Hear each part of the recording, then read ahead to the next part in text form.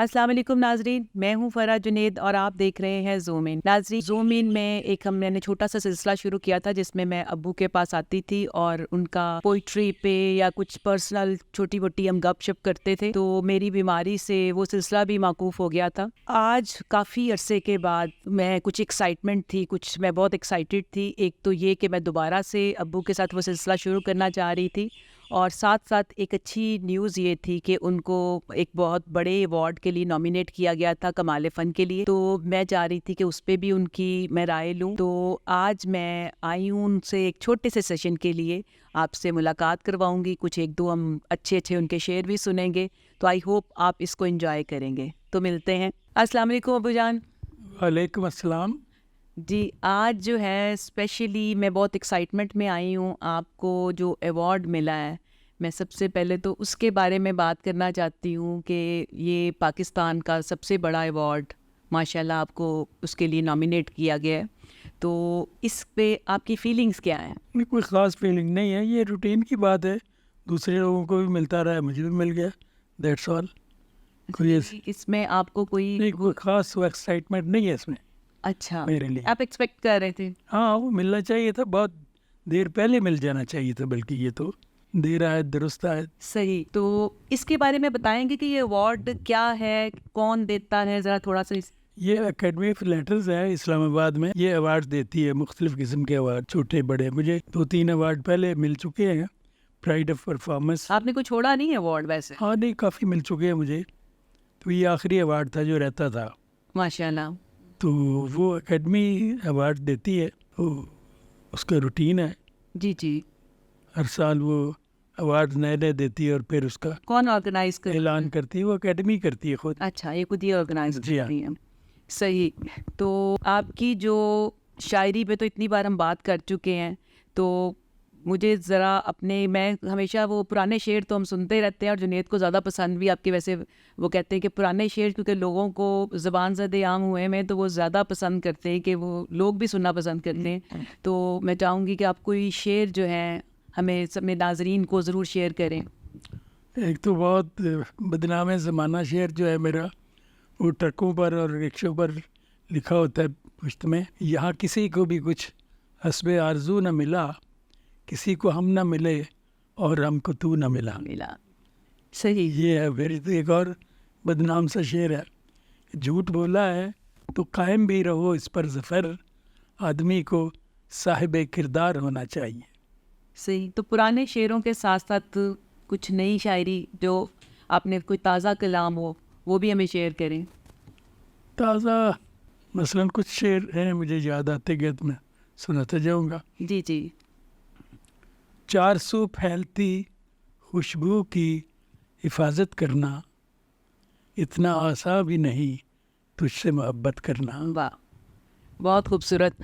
تو پچھلے دنوں آپ کا پی ٹی وی سے ایک وہ انہوں نے آپ کا انٹرویو لیا، آپ کا بہت ہی خوبصورت انٹرویو لیا۔ اس میں جو سب سے خوبصورت بات مجھے یہ لگی کہ ماشاءاللہ آپ ایٹ دا 11th آور ان کو ایسا ٹکا کے جواب دے رہے تھے، مطلب میں ایکسپیکٹ نہیں کر رہی تھی۔ جب وہ میں انٹرویو دیکھ رہی تھی تو میں اپنی جو ناظرین فیلنگز بتاتی ہوں کہ اس ایج میں بہت زیادہ بندہ جو ہوتا ہے وہ اتنا ایکٹیولی رسپونڈ نہیں کرتا کہ آپ کو جب کوئی سوال کیا جائے تو آپ اس کو فوراً انڈرسٹینڈ بھی کریں اور اس کو پراپرلی جواب بھی دیں۔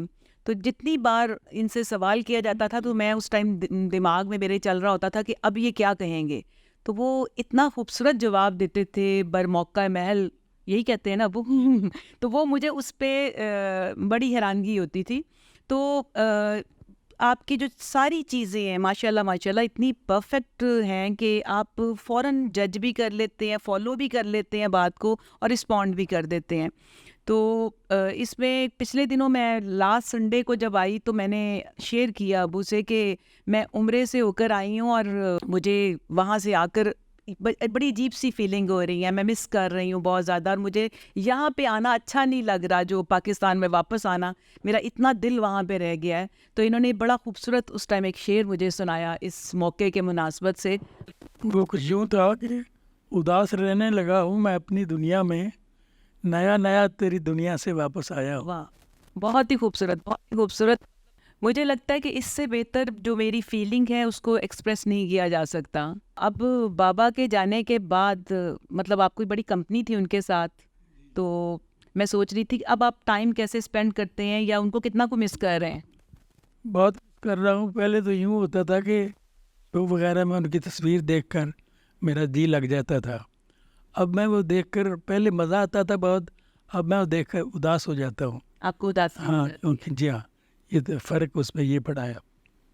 تو میری دعا ہے کہ آپ جلدی جلدی وہ اپنے سارے کام نپٹا کر آئیں اور آپ کی ان سے ملاقات ہو جائے. تو اب کوئی شعر جو آپ کہہ رہے تھے میں تازہ سوچوں گا اور ساتھ ساتھ آپ کو سناؤں گا, کوئی شعر یاد آیا آپ کو؟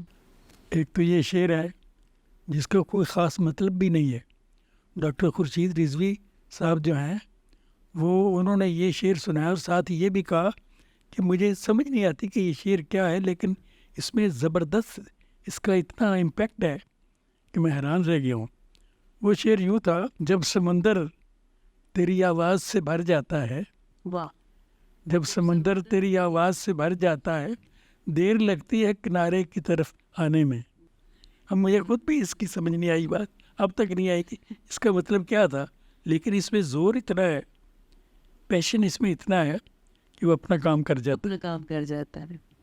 تو اینڈ پہ میں یہ ہے کہ یہ ایوارڈ جو خوشی ایک اس کو ہم شیئر کرنا چاہ رہے تھے. کافی عرصے کے بعد ابو کے ساتھ چھوٹا سا ایک سیشن کیا ہے اور آئی ہوپ کہ یہ سیشنز اب جاری رہیں گے, کیونکہ الحمدللہ جب سے میں ٹھیک ہوئی تھی تو ابو کے ساتھ یہ سیشن نہیں ہوا تھا. ویسے میں نے اپنی بیماری کے متعلق نہیں پوچھا ابو سے کہ اس میں ابو کی کیا فیلنگ تھی, ذرا وہ میں ضرور چاہوں گی کہ ابو بتائیں, کیونکہ ہم شروع میں ابو سے چھپاتے رہے, ابو کو نہیں بتایا کہ میں بیمار ہوں.